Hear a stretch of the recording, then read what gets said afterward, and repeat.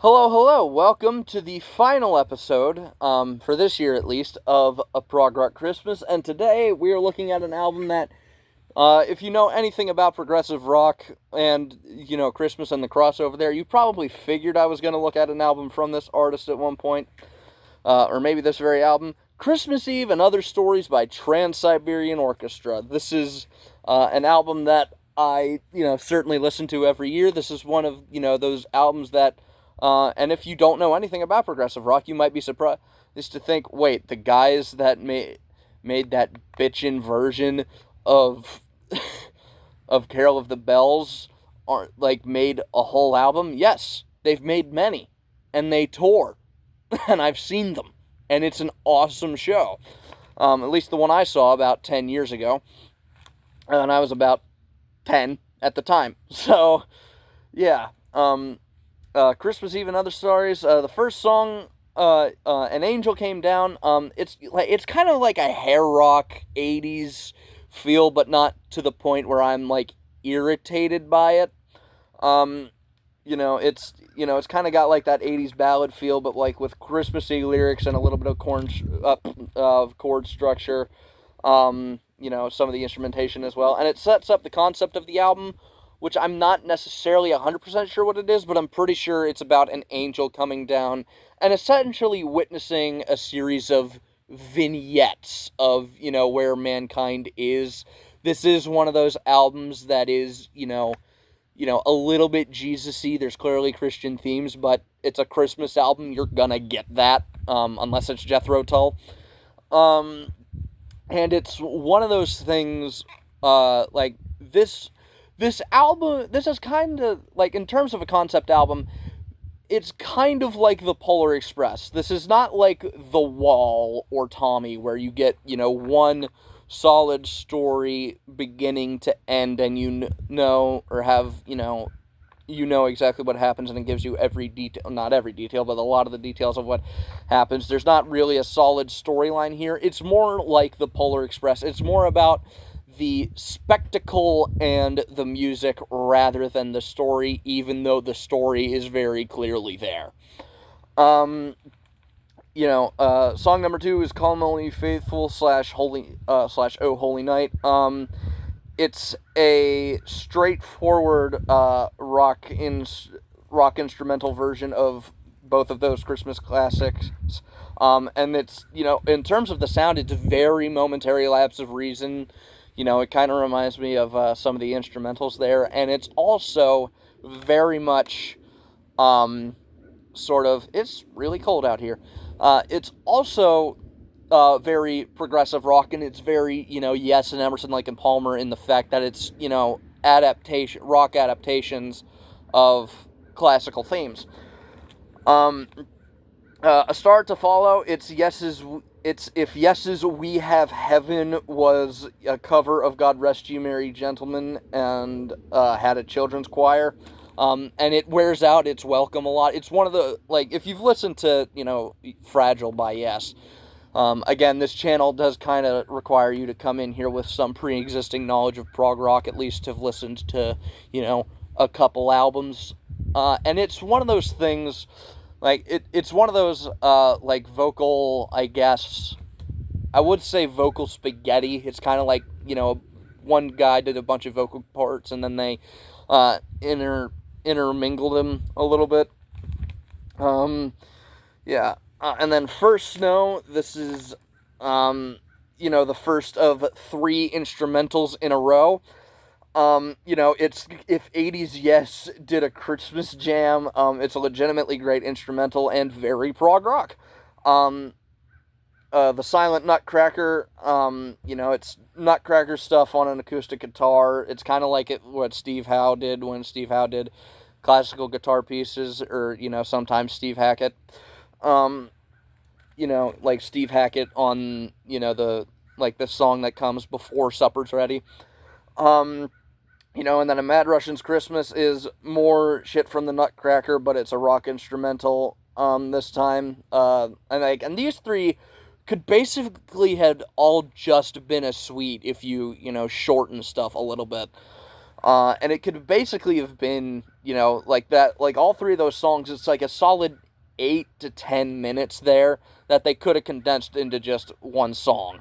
But I don't know, maybe the record company was like, no, don't do that, that's too much, so they had to separate them, or maybe they didn't think of them as a suite. That does kind of feel like a suite, just missing one or two bits. If you cross-faded these together, it would work perfectly well as a suite.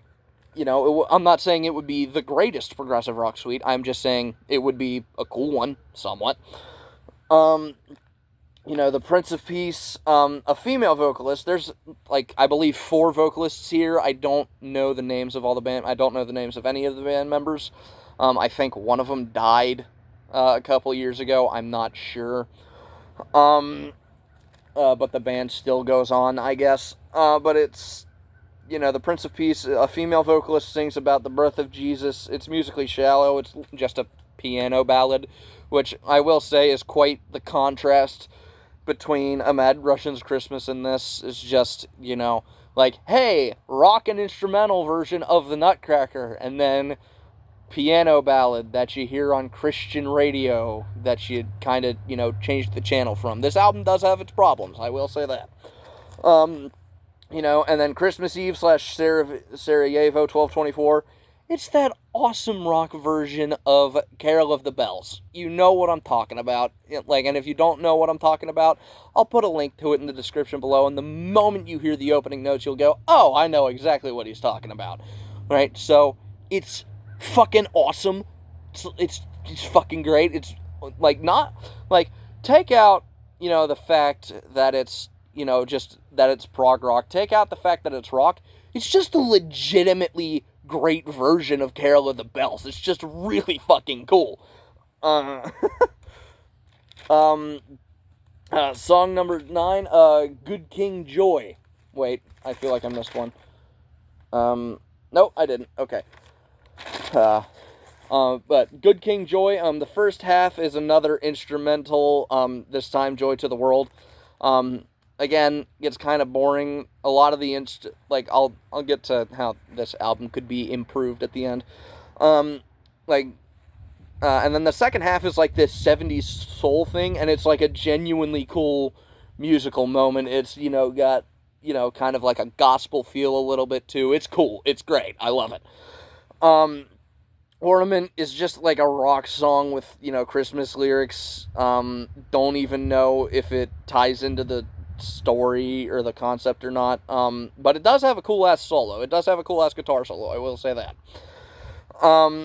And then Old City Bar, these are the most descriptive lyrics I've ever heard. And it's musically undone, but that does kind of work in this song's favor, because it's essentially, there's some people in an old city bar, and then this, girl, she's lost, and a child comes in, which I'm assuming is the angel. And a child comes in and goes, hey, there's a girl out there by a broken payphone. She wants to go home. And the bartender's like, I don't give a shit. And then the chick's like, then the child's like, hey, if she could be home, she'd be there already. And so the bartender's kind of like, oh, fuck, all right. Kind of mulls it over for a little while. And then he thinks he doesn't see anybody, or he thinks nobody sees him, take all the cash out of the register, because this album came out in 96 and that was still a thing. So he takes all the cash out of the register, goes over to the kid, talks for a while, comes back in, phones a cab, and then, they notice, like, hey, the money's all gone. Cab comes, picks the little girl up, takes her away, and then apparently for the rest of the night, drinks her on the house. But that's basically the story of it. Again, the song kind of does it in 6 minutes, and in a more, I guess, eloquent fashion than that, a less, vastly summarized version of it than that. And it is 6 minutes long, but it doesn't feel it. The instrumentation is minimal. Again, most descriptive lyrics I've ever heard in a song. Song number 13, Promises to Keep. A children's choir sings about Christmas. That's all there is there. Song number 14, This Christmas Day. It returns to the energy of the beginning of the album. Once again, excellent musicianship. And then song number 15, the final song on the album, An Angel Returned, which is a reprise of An Angel Came Down. And it's brilliant. It's a great way to end the album.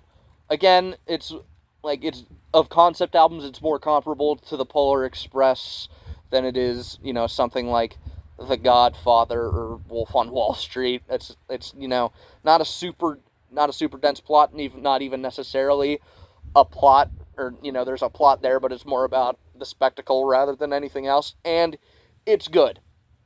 I'm going to say something surprising. I think you should go buy it, even though I think this is this is the third best of the 4 albums that I've looked at. Now, you should definitely buy Wind and Wuthering and Please Don't Touch as well. Right, but just, those are, great for general listening, just, even without Christmas. This album is, honestly, for me, it is a Christmas essential. It is not Christmas without TSO. So go buy this. Now, this album does need some fixes. Honestly, I feel like, because there are, just in the first 10 songs, there are 5 instrumentals. There are 5 instrumentals, and then a 6th one, 2 songs after, the last one, or after, the 5th one.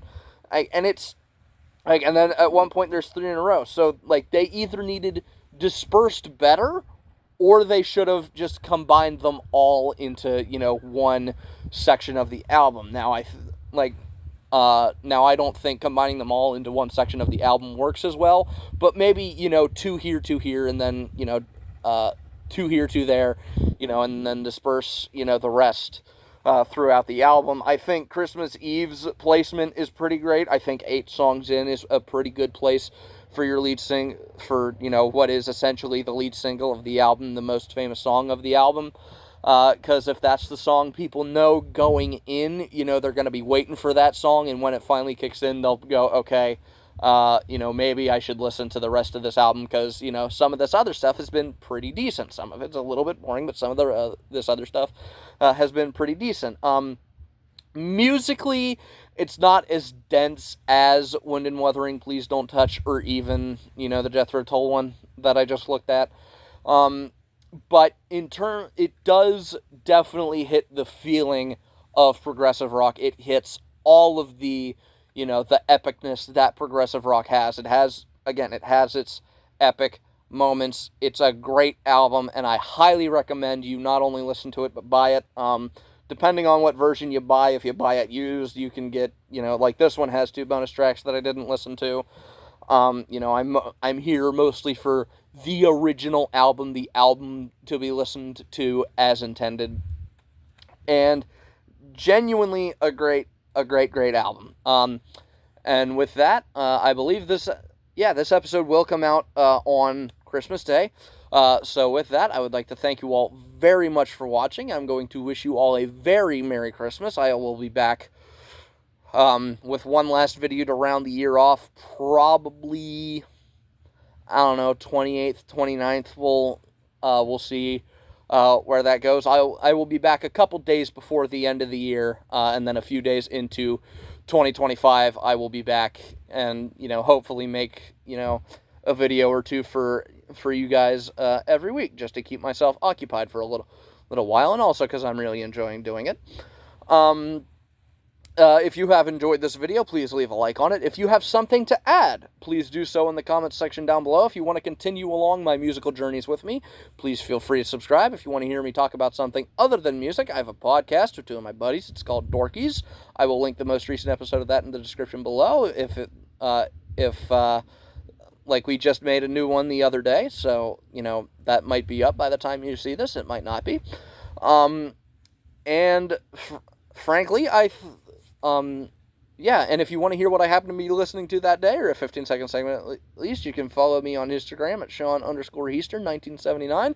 Post a 15-second segment of a song on my story there every single day. And with that, I would like to thank you all very much for watching, and I will see you all in the next one. Bye-bye.